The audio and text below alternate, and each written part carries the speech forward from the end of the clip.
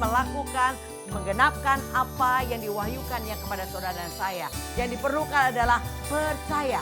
Kalau saudara mau bersama Tuhan Yesus, tidak ada yang tidak bisa.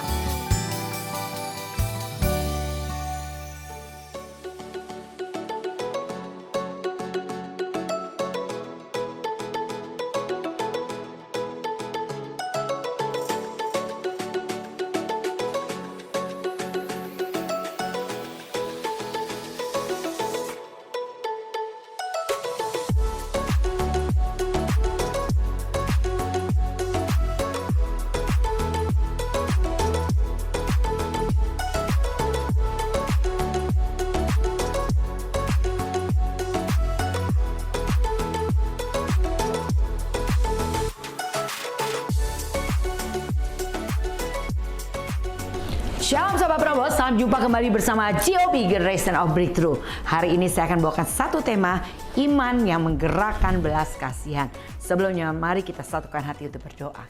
Nantinya kami naikkan syukur kami kepada Tuhan untuk kelayakan dan anugerah yang Tuhan berikan. Untuk kami menerima kebenaran firman-Mu. Ajar kami Tuhan, ajar kami agar kami mengenal jalan Tuhan lebih lagi.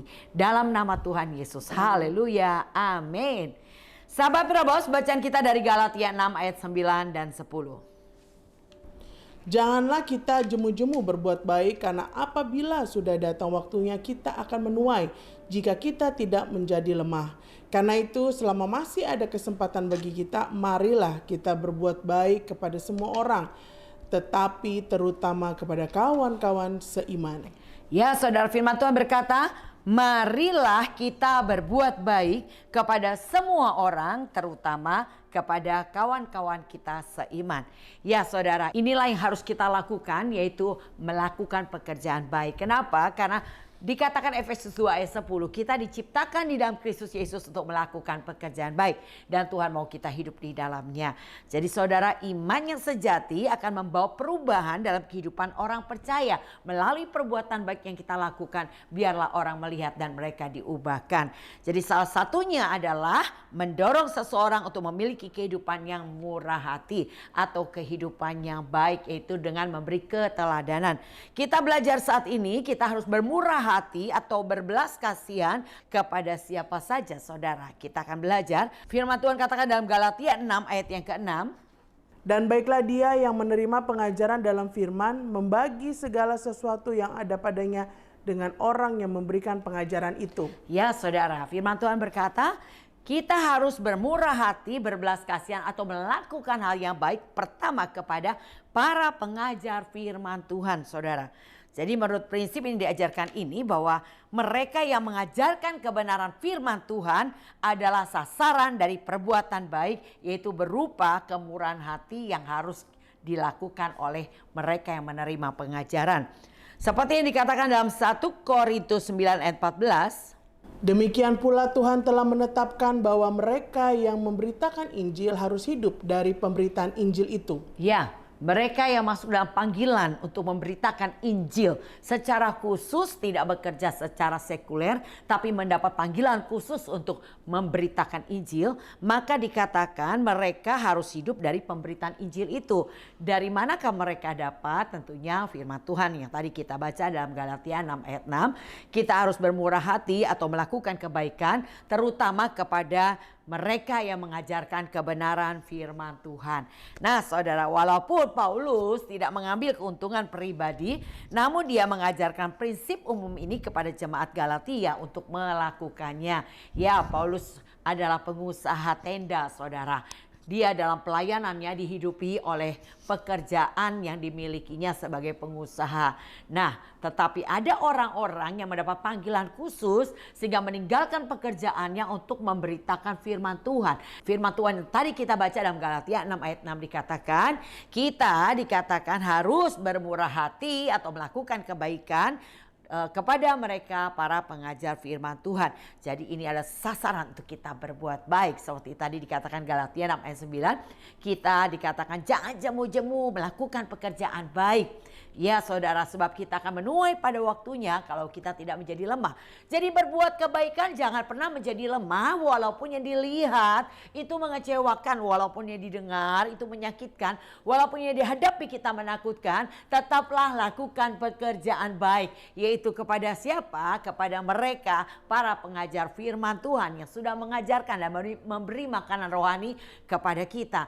Dikatakan tadi yang kita baca di ayat 6 bahwa baiklah dia yang menerima pengajaran dalam firman, membagi segala sesuatu yang ada padanya dengan orang yang memberikan pengajaran itu. Jadi memberikan apa yang ada padanya kepada mereka yang memberikan pengajaran kepada kita, saudara. Nah, ini adalah prinsip yang kita harus lakukan, yaitu melakukan pekerjaan baik dengan tidak jemu-jemu. Pertama kepada mereka para pengajar firman. Yang kedua dikatakan kepada semua orang. Tadi kita sudah baca di ayat 10 dikatakan marilah kita berbuat baik kepada semua orang. Siapa semua orang? Ya mereka orang percaya maupun orang yang tidak percaya. Jadi perbuatan baik itu harus kita lakukan tanpa memandang latar belakangnya. Siapakah dia yang harus kita lakukan pekerjaan baik? Kita tidak memandang itu, saudara. Jadi perumpamaan contohnya tentang orang Samaria yang baik hati menggambarkan bahwa kemurahan hati adalah hal yang kita kerjakan bagi sesama. Ya kita baca dalam Lukas 10 ayat 33 sampai dengan ayat yang ke-35. Lalu datang seorang Samaria yang sedang dalam perjalanan ke tempat itu, dan ketika ia melihat orang itu, tergeraklah hatinya oleh belas kasihan. Ia pergi kepadanya lalu membalut luka-lukanya, sesudah ia menyiramnya dengan minyak dan anggur. Kemudian ia menaikkan orang itu ke atas keledai tunggangannya sendiri, lalu membawanya ke tempat penginapan dan merawatnya.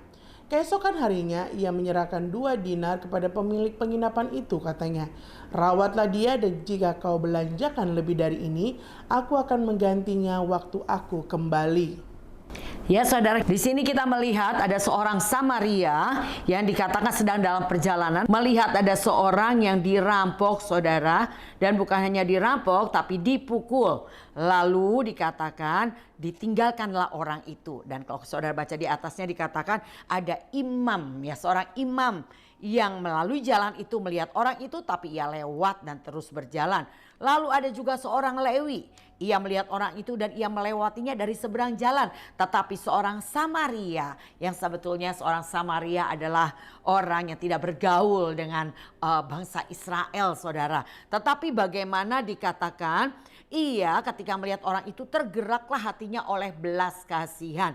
Ia pergi kepadanya, membalut lukanya, menyirami dengan minyak dan anggur. Ia menaikkan orang itu ke atas keledai tunggangannya dan dibawanya ke penginapan serta merawatnya. Nah saudara, bayangkan luar biasa ya saudara apa yang dilakukan oleh seorang Samaria ini.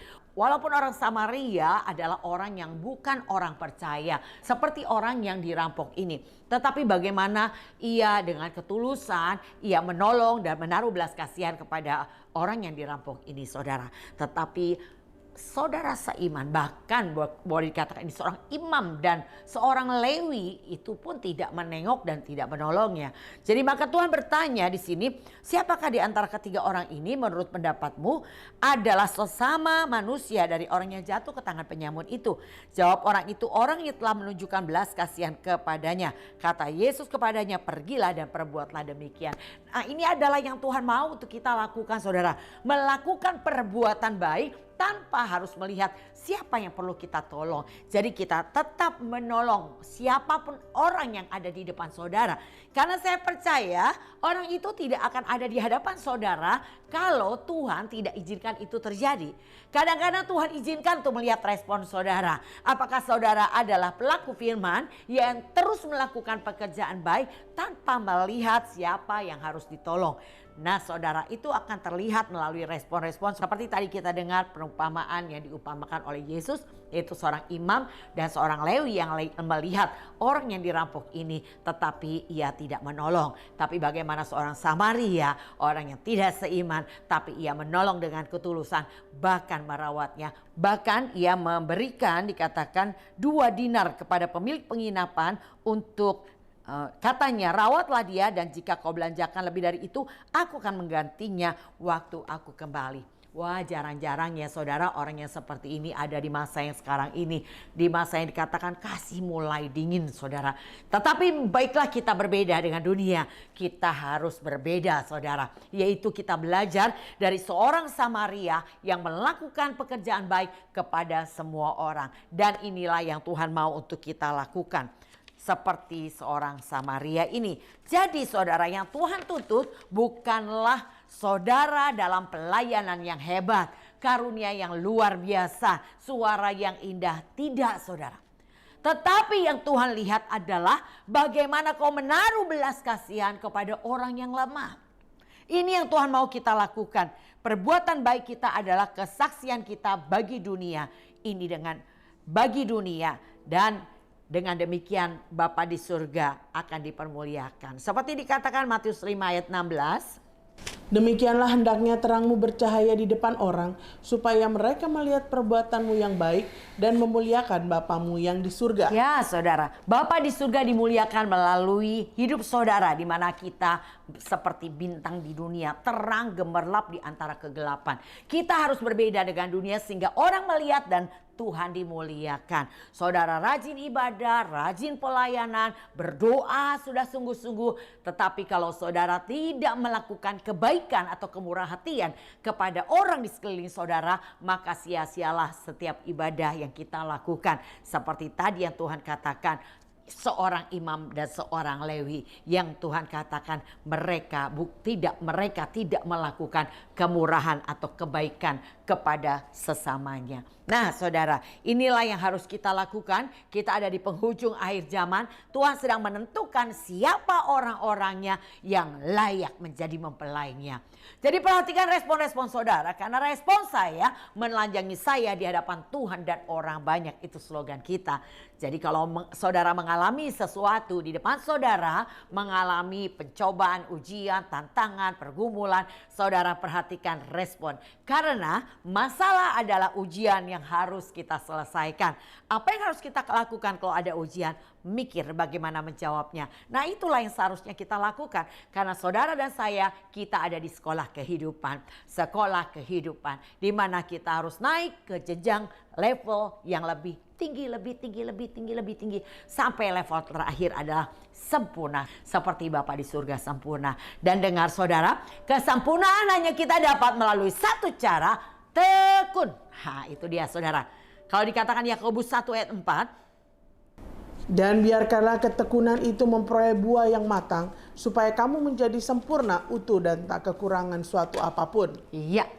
Jadi ketekunan itu seperti buah, makin lama makin besar. Kalau sudah matang, hasilnya adalah sempurna, utuh dan tidak kekurangan suatu apapun. Jadi saudara yang hari ini sudah melakukan pekerjaan baik, seperti saudara rajin beribadah, rajin berdoa, melayani dengan sungguh-sungguh, saudara melakukan pekerjaan baik, praktekkan firman Tuhan, dan saudara melakukan pekerjaan baik, baik sebagai istri, sebagai suami, sebagai anak, sebagai teman di dalam komunitas atau pengerja, atau bahkan saudara adalah hamba Tuhan sebagai gembala atau sebagai pendeta saudara. Mari saudara kita tunjukkan kemurahan kita kepada orang di sekeliling kita. Tunjukkan bahwa saudara dan saya adalah orang baik. Dikatakan dalam Filipi 4 ayat ke-5. Hendaklah kebaikan hatimu diketahui semua orang. Tuhan sudah dekat. Ya, Tuhan sudah dekat. Jadi apa yang harus kita lakukan di waktu kedatangan Tuhan yang semakin dekat ini? Tuhan katakan bahwa hendaklah kebaikan hatimu diketahui semua orang. Orang melihat saudara orang baik tanpa saudara harus pasang papan pengumuman saya orang baik. Gak perlu saudara. Tapi saudara, orang melihat sikap saudara, melihat karakter atau melalui perkataan saudara, orang sudah tahu saudara adalah orang baik. Orang baik terlihat dan terpancar dari perkataannya, dari sikapnya, dari mimik wajahnya. Ya, saudara orang baik akan terlihat. Oleh karena itu saudara, biarlah kebaikan hati kita diketahui semua orang. Mari saudara latih diri saudara untuk melakukan pekerjaan baik. Sampai itu menjadi saudara biasa melakukan pekerjaan baik. Yang ketiga, siapa yang harus kita perlakukan dengan kebaikan atau dengan kemurahan hati adalah saudara seiman. Seperti tadi ayat 10b kita baca kembali. Galatia 6 ayat ke-10b. Marilah kita berbuat baik kepada semua orang, tetapi terutama kepada kawan-kawan kita seiman. Tetapi terutama kepada kawan-kawan kita seiman. Jadi perbuatan baik dan belas kasihan dimulai pertama kepada saudara kita seiman, sesama anggota tubuh Kristus. Mari kita lakukan pekerjaan baik. Di dalam komunitas ada banyak kesempatan melakukan pekerjaan baik. Biasanya di gereja lokal saudara ada banyak kesempatan melakukan pekerjaan baik. Misalnya Bapak atau Ibu Gembala katakan, ya setiap minggu kita akan kasih makan untuk para pengerjanya. Nah, itu kesempatan melakukan pekerjaan baik saudara. Saudara harus bilang, saya besok bawa makanan. Saya yang akan masak ini. Saya akan masak itu. Wah saudara, ini kesempatan melakukan pekerjaan baik. Karena di gereja lokal saya juga melakukan hal demikian. Bahwa setiap kali ibadah selesai, saya akan menyediakan makanan untuk para pengerjanya. Tapi ternyata nggak banyak orang mau melakukan pekerjaan baik. Jadi karena nggak ada yang bilang, saya mau bawa ini, saya mau bawa itu gitu ya. Paling sewaktu-waktu ketika mereka ulang tahun. Jadi saya cuma berpikir begini, ya sudah saya ambil. Sehingga saya jadi pintar masak, masakan saya jadi lebih enak. Saya katakan demikian. Dan saya dengan sukacita dan tulus hati, saya selalu menyediakan makanan untuk setiap para pengerjanya. Dan apa yang terjadi saudara, seperti apa yang saya imani dan saya katakan, puji Tuhan. Hari ini nggak pernah saya kepikir bahwa saya terima pesanan makanan, yaitu pesanan nasi kotak dan catering rutin kantor. Itu saya lakukan setiap hari. Dan orang bilang sih makanannya enak begitu. Nah saya percaya itu dimulai dari ketika saya mau ambil kesempatan untuk melakukan pekerjaan baik saudara. Atau di gereja lokal ada kesempatan misalnya, ayo kita akan dekor gereja, kita mau merayakan Natal. Nah itu kesempatan melakukan pekerjaan baik. Harusnya bilang gini, saya akan bantu dekor, saya akan bantu, saya akan datang, saya akan membantu untuk menyelesaikannya. Nah saudara, itu adalah kesempatan melakukan pekerjaan baik. Sebetulnya kalau dilakukan dengan unity bersama-sama, walaupun saudara dengan karunia yang sama, misalnya saudara punya keahlian untuk dekor. Misalnya ada dua orang yang sama mempunyai keahlian untuk dekor, tapi yang satu tipenya mungkin klasik, yang satu mungkin tipenya minimalis atau modern saudara. Terus gimana? Apakah nggak nyambung? Bisa nyambung saudara. Saya mengalami ketika saya tergerak untuk saya mau hias bunga lah di gereja, dan beberapa teman ikut bersama-sama dengan saya untuk membantu untuk menghias gereja. Nah ketika melakukannya dengan unity saudara, yang satu beresin di vas, saya beresin di ini, dan waktu mau menaruh di posisinya dia bilang, Bu kayaknya kurang bagus di situ, coba kalau di sini. Wah iya coba aja ayo gitu ya. Nah wah ini kayaknya kalau ditaruh di bawah kurang bagus, coba taruh di atas, yuk kita cari apa tempat yang supaya buat naruh di atas. Nah ketika kita bersama-sama akhirnya semua jadi sangat indah. Amin. Jadi nggak ada yang merasa lebih, tapi ada yang saya lihat orang berkata begini, saya nggak cocok kalau ada dia modelnya beda, udah saya sendiri aja yang ngerjain begitu. Nah saudara sebetulnya tidak perlu begitu.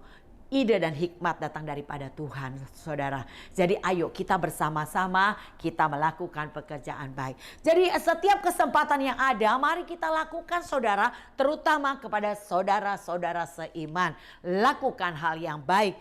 Apa yang bisa kita tolong, kita mari saling menolong satu dengan lainnya.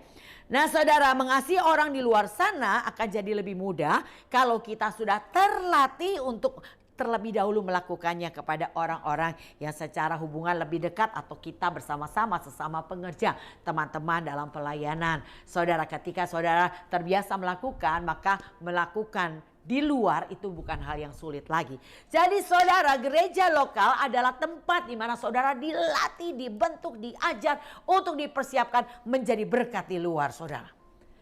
Jadi jangan salah ya saudara ya, ada yang mereka selalu ada alasan untuk tidak bisa hadir di gereja lokal karena sibuk pelayanan di luar. Itu salah. Saudara harus mulai prioritaskan di rumah saudara sendiri.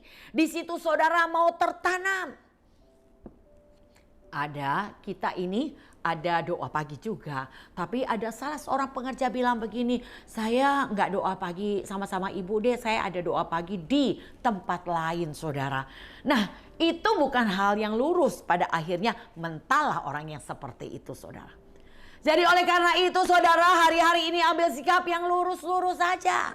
Jangan menyimpang kanan kiri, jangan bengkok saudara. Yang repot adalah saudara sendiri. Karena Tuhan berkata kalau kita berlaku bengkok, Tuhan akan berlaku belat-belit. Jalan saudara jadi babelit kata orang Sunda bilang ya. Jadi oleh karena itu udahlah berpikir sederhana. Di mana saudara ditanam Tuhan, tertanamlah di sana.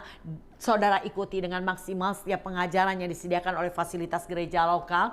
Dan saudara taat nurut-nurut aja kepada pemimpin saudara. Baik pemimpin bidang atau gembala saudara. Mari kita belajar taat nurut-nurut aja. Saya percaya kalau saudara adalah orangnya, seorang pengerja yang taat kepada pemimpin. Saudara, saya percaya kita akan menjadi orang yang tekun.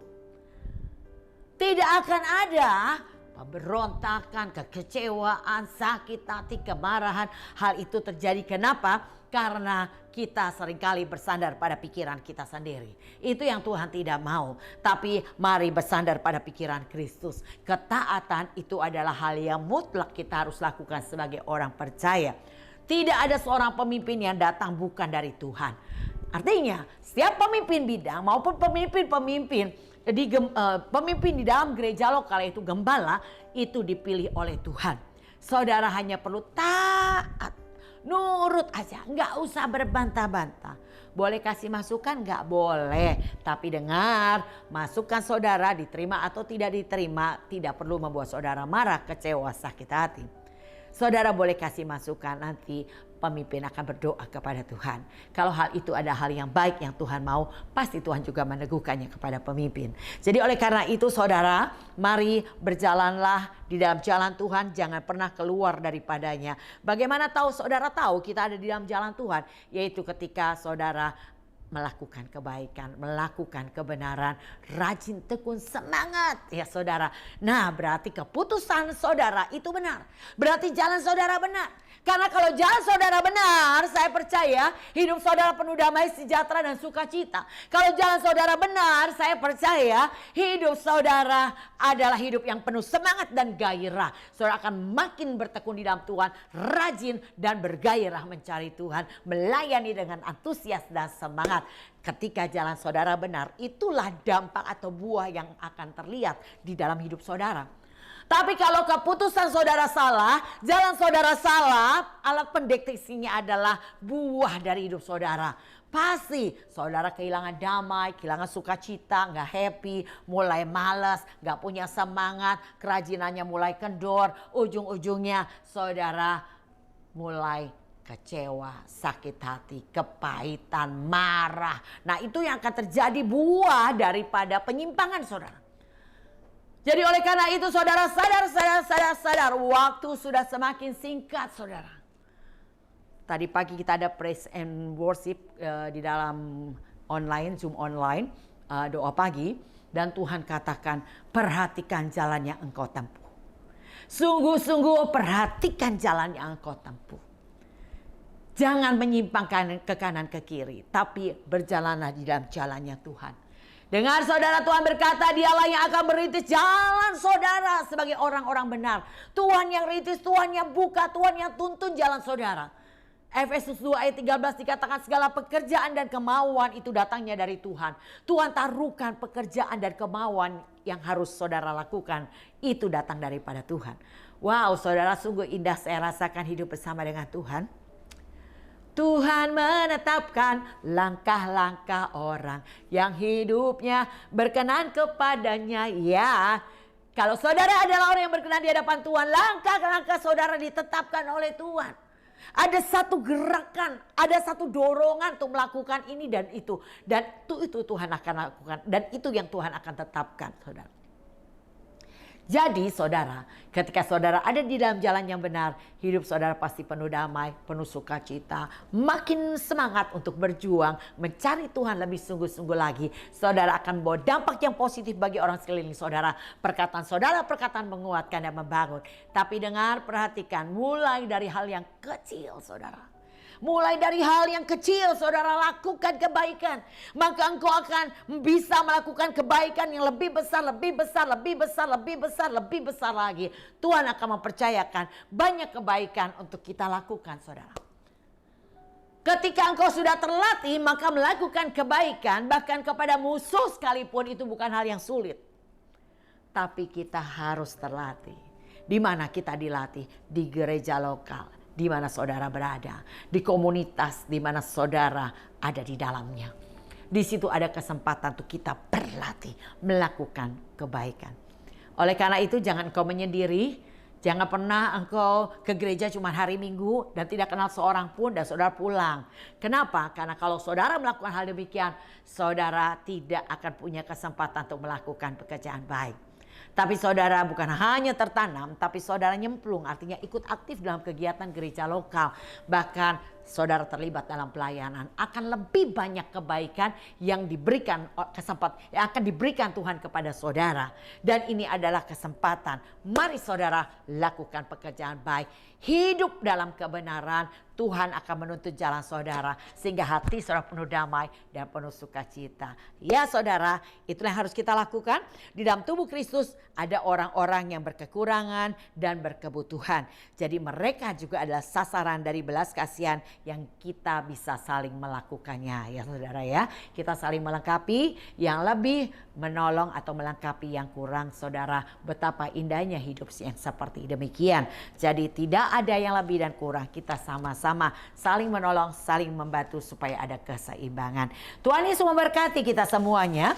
Jadi biarlah tema kita hari ini iman yang menggerakkan belas kasihan, yaitu pertama kita lakukan perbuatan baik atau belas kasihan atau kemurahan kepada para pengajar firman, kedua kepada semua orang dan terutama kepada saudara seiman. Itu yang harus kita lakukan. Mari kita praktekkan saudara. Saya akan berdoa buat sahabat Probos supaya kita bisa melakukan hal demikian. Mari angkat tanganmu. Bapak hamba berdoa bagi semua kami Tuhan, terutama para pendengar program kami Generation of Breakthrough. Mampukan kami bukan hanya menjadi pendengar tapi pelaku firman-Mu. Kami mau melakukan segala kebaikan, kemurahan, belas kasihan kepada mereka yang sudah memberkati kami melalui pengajaran-pengajaran kebenaran. Dan juga kepada semua orang dan kepada terutama saudara-saudara seiman. Roh Kudus mampukan kami melakukannya. Dalam nama Tuhan Yesus, haleluya. Amin. Demikian sahabat Berobos, biarlah kita tetap semangat belajar. Waktu masih ada dan pakai kesempatan ini sebagai kesempatan untuk kita beroleh selamat. Tuhan Yesus memberkati. Saya tetap mengundang sahabat Berobos bergabung bersama kami dalam komunitas pemuritan GOB. Silakan catat nomor di bawah ini dan katakan saya rindu bergabung. Saya akan kasih link Zoom buat saudara. Mari kita sama-sama belajar, tuntaskan sampai garis finish. Tuhan Yesus memberkati. Salam GOB.